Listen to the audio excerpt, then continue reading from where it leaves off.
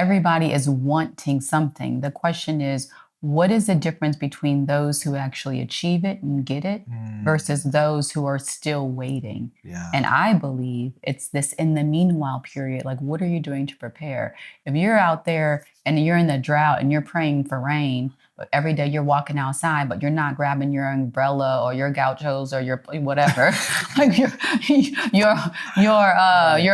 rain boots. But you're just walking out in flip flops and shorts. Yeah, you're not ready. You're not prepared for what you're asking for. So how are you going to prepare yourself in the meanwhile, whether it be a job, whether it be marriage, whether it be, a career shift, whether it be, God enlarge my territory. Like, I distinctly remember like being in my fellowship program, in neonatology fellowship program in Los Angeles, and realizing that I had more in me to give. And I didn't want to just go to the hospital and go home, go to the hospital, go home, go to the hospital and go home for the rest of my life. I knew that there was more. I knew that I was being pulled to be an advocate. I was being pulled to represent my community. I was being pulled to, make sure that I'm taking care of not just myself or my core family, but hundreds of thousands of people. I knew that in my spirit. I didn't know what that meant, but I could feel the pull. And I just remember praying, Lord, enlarge my territory. I didn't know what that meant. Yeah. I hadn't met this man here. Like, I was just a young person with the heart for the Lord, knowing that my purpose was greater than what I was doing in that moment. And I remember praying and asking God, okay, Lord, like, I want to go to the next level. I want to go higher. These are the desires of my heart. Tell me what to do. I have no idea what to do next. And I went to sleep. I took a nap. And this is after weeks and weeks and weeks of prayer. I took a nap, and literally I woke up with my 5-year plan, literally for the next 5 years. Wow. And the way that I lived my life for the next 5 years was exactly the blueprint that he gave me in that dream. And I had no idea where it had the capacity to take me. But that's when he told me, here I am, a fellow in a hospital, getting ready to finish and go out into the world in a year. And he was like, you're going to go to Harvard. You're going to get another degree. You're going to do this. And I was like, I don't want to go back to school. I just finished 20 years of school. Why on earth would I ever go back to school? Why? I have no desire to do this. I have no desire to apply. I was in Los Angeles to go clear across the nation. I have no desire. I don't even know. I've never even heard of that program before. But lo and behold, when I looked it up, everything fell in line with exactly what my heart's desires were. In the meanwhile, though, I had been preparing myself.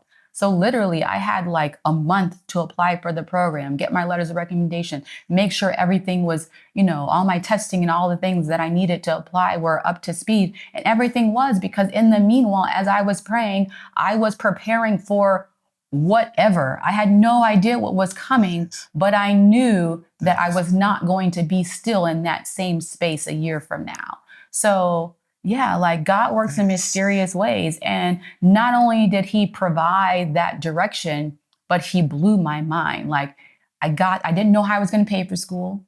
He didn't give me one scholarship. He gave me 2 full scholarships, such that I had to give one scholarship back to the institution, because you can't only have one scholarship at a time. Like, he gave me housing. He gave me another fellowship on top of that. Then, he gave me people, never, like, we talk about this, like, never burn your bridges. People, guys, people. Like, he put people in my path. And the people that I was working with in LA, I had no idea had connections to where God was sending me. I didn't know that when I was looking at the program to go to LA. But you see how, again, God orders your step. He put me where I honestly didn't even want to be necessarily. I was there because of a family crisis, but I was like, Lord, lead me, guide me. Like, the desires of my heart, what my goals are. And he led me to LA. Okay, God, lead me, guide me. You know what my heart is. That's so good. And then he led me to Boston. And then in Boston, this is where I met my husband. And boom, here we are. Like, had I not, one, been prayerful, Two, been willing and open, right? Sometimes God gives you what you're asking for, but it doesn't come in the package that you expected it to come in. So you reject it, not knowing that was your blessing to next, right? That's so good. There are things that you know that you're passionate about, but you just don't know how to work it into your life necessarily. That if you just remain prayerful and keep moving forward, eventually God will show you a way. Like, for example, yes, I'm a physician. I wanted to be a doctor since I was 8 years old, right? I went to medical school, did all my training, became a doctor, neonatologist. But I'm also an entrepreneur. I started a business in 2015. I've never had a business of my own ever in life. Very successful, lucrative business. I am a mom. I'm a wife, a daughter, a sister, a friend. An author. I mentor a number of young people. Like, there are other things that I do and that I'm capable of doing. But how do you narrow it down? How do you bring it all together? I'm a community activist, or what have you, advocate, I should say. And as a physician, I did not know that I was capable of doing those things because as a young person, I thought a doctor was just that, a doctor. I didn't know that you could be a doctor and work in the community, be a doctor and work in your local church, be a doctor and, advocate for people other than the people that you're caring for, be a doctor and mentor kids that are young people who are not just in the medical field, but in all other, areas of life. I didn't know that you could be a business person. I didn't know that you could do all these things right? But eventually you begin to see and discover and follow the passions and the dreams that you have inside of you. And the interesting thing is God makes a way to make it all work and make it make sense, right? Like, the reason that I didn't think about those things because I could never align them myself. But then you start, looking at things through his lens as he plants them in your spirit. And you're like, okay, well, this is what I'm passionate about in the hospital. Okay, I can make a business out of this area over here. I can, take this arm and go this way in this direction in the community. And so then you're able to use whatever that thing that you're most passionate about and create other streams or rivers or, avenues by which you're going to go down these other streets, but they're still all interconnected. One of the things that I think is important to hear in what you just heard is that everything that she talked about, it all touched. Yes. Everything touched everything. Being a physician touches the church. Underserved communities, the church's, ability to touch and galvanize people around health and wellness, to bridge those communities, right? The business you were involved in about healthy beauty and helping people in that's touched, right? All the different things you do is the same, that when I think about, being a pastor, but I'm also an author, I'm also a public speaker. I teach on leadership, right? Everything has to touch. And sometimes what happens is that we are doing a lot of stuff that doesn't touch the main thing. Like, the initial purpose spawns all the other things that are in us because it makes it make sense. And it doesn't stress us out. As long as you stay aligned with the main thing, anything that is on the vine of the main thing will never stress you out. It's when you're doing stuff that way over here, because somebody says, oh, you guys will be great for this. You're like, does that really touch the main thing, the core of who we are? God has already preordained your destiny, your purpose. So what happens when people miss purpose? What happens when people are older and they still haven't found what their purpose was? Maybe they took a left, maybe they took what? Why is that allowed? Like, how does that happen? We're free moral agents. We're free moral agents. And I think that it is, purpose is going to be there. There's this thing, you're born to solve a problem, and that problem is going to exist in the earth, and you're the answer to that problem. You can take a different path, but you'll never have peace. You're taking that path, but something is always pulling at you and pulling at you. Some people catch it in their 30s, 20s, 30s, 40s. Some people in their 50s and 60s before they wake up and say, you know what?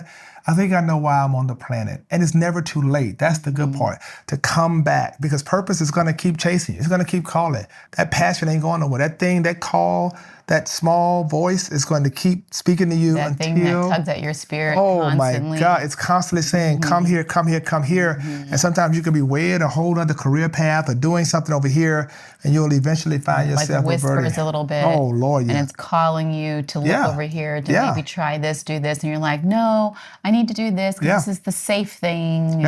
This is the only thing that I've ever done, even though this is really calling you over here. Yeah. And I think that when you come into that place, you begin to realize, like, okay, all right, so it's never too late. But what did the preparation do? And you said something earlier, right, about people have skill sets and et cetera, et cetera. But I think it's important to hear it this way. I think you can have great IQ and poor EQ. And what you learn... And IQ is... Yeah, it's like your intellect. Yeah. Your brain. Cognition. How smart people consider you to be based on a scale. Yeah, and EQ is your emotional intelligence. Yes. How aware are you about how others feel about you and how others feel about you, etc. Are you able to pick up on the nuances of other people without them actually saying anything or what have you? And so you take a smart person, IQ, put them in a situation that they haven't had any life experience or preparation. They may can do the job, but they don't know how to have people skills, relationship skills, how to navigate and move the company and move the thing forward. Person who's had a lot of experiences with people and a lot of experiences with, groups and teams and et cetera, they have emotional intelligence. And they're like, I can do a good thing, but I understand things like timing, cadence, networking, collaboration. And the rest you can learn. You can learn it. You can learn You can learn it because you're smart enough to learn it. Yeah. And so I think that's important. I think, so here's a question for you. So I'm going to just ask it. So was medicine your purpose? Or was it a path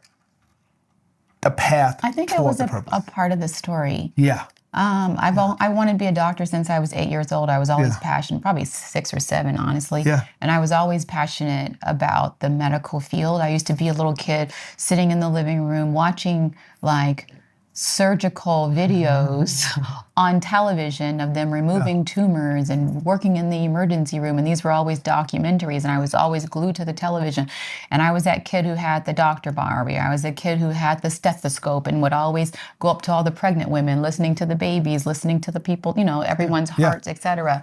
So I always felt like that was my calling. But what I realized is, it's interesting, and thank you for asking that question, because what I realize is God has an interesting way of putting things in your path that you as a human being have a heart for and are passionate for, so that it drives you to pursue that thing so that you can get those skills that are necessary, because you have to be self-driven. There's these things that have to drive you to achieve, right, in order to get those skills. But then sometimes he'll flip that thing, which is what I feel like he did for me. And actually, it's almost like he has a sense of humor. I thought I was gaining all these skill sets to work in the hospital, but he was really making me think that so that I can turn around and meet this man of God, and then turn around and use all those skill sets that I gained for the kingdom and for the community. And so it's something that was so much bigger than anything that I could ever comprehend. I don't believe in fear. But the one thing that I do fear is missing God and missing what he has in store for me. So I'm very prayerful. I don't take this process lightly. I'm not like, oh, I'm doodling on a page. No, I'm like, Lord, help me understand where I'm supposed to be putting my energy in this season and where you're trying to take me. And then based on that prayer, then I sit down, because then I know that I'm being guided by the Spirit as opposed to being guarded by my carnal, desires, what have you. Yeah. Oh, I want to take this assignment because it's going to put me on a stage in front of 5,000 people. That is not my assignment. God did not tell me to do that. True story. Let me tell you something. You will not believe this. So we're in a room. We're in a room. No names are important here, but we're in a room. I'm with this. This is what she lives in real time. And a certain person I have great respect for, respect for. Love beyond love. That 99.9% of the people, if this person asked them to do something, they would see it like, God just answered my prayer. They wouldn't even ask what. The door is open. Whatever it is, I'm ready. Mm-hmm. This person was asked to do something by that person individually, looked that person back in the face and said, well, I'm not sure. What is it? Let me think through that, pray about that. And the person looked shocked, but in a good way, as if though they welcomed her pause, her reflection. Like, you really are contemplative and prayerful about the platforms. You're not out here thirsty for this. You really want to be positioned at the right season, the right time. You're not chasing platforms. You're not chasing platforms. You're chasing purpose. And I sat there in the back of my mind like, girl, you crazy. But I'm thinking like, this was such a powerful moment, and she lives that authentically, right? And I think that's what... And the interesting thing is, now every single time I see this person, they embrace me, we sit down, we talk, we laugh, and we didn't have a relationship like that before. Yeah, they respect you. Yes. They respect you. Because they understand that I am really simply trying to live out God's plan for my life. Yeah. And I am not here trying to be everything for everybody, for everyone's desire. Yeah. I only want and wish to do those things that God has assigned to me. Can you temper? My assignment is different. Can you temper your ambition? Yes. And can you truly pump the brakes and say, let me find out if this aligns with where I'm going? Or are you so, aspirational and hungry out here for it that you will violate all the things that have made you who you are to get it? We say it often, do not sacrifice your family, your purpose on the altar of your success. And some people do that because you lose sight of the main thing, which to me says you have to learn this valuable lesson we have learned. No is an answer. The boundaries that are necessary, all of those things we have learned, that you can't say yes to everything, trying to appease other people at the expense of losing sight of the thing that God wants you to do in this season. Because you have to remember, and this is something that we learned like about 10 years ago, when you say yes to something, you're automatically, simultaneously saying no to something else. And you don't always know what that no is, right? But you need to conscientiously make the effort to not say yes to things that are going to make you say no to the things that are most important. Your family, your marriage, the core relationships that hold you up, your values, your purpose, right? Your relationship with God. Everything else is up for play, but being prayerful about whatever it is that the assignments that you're taking in the next season.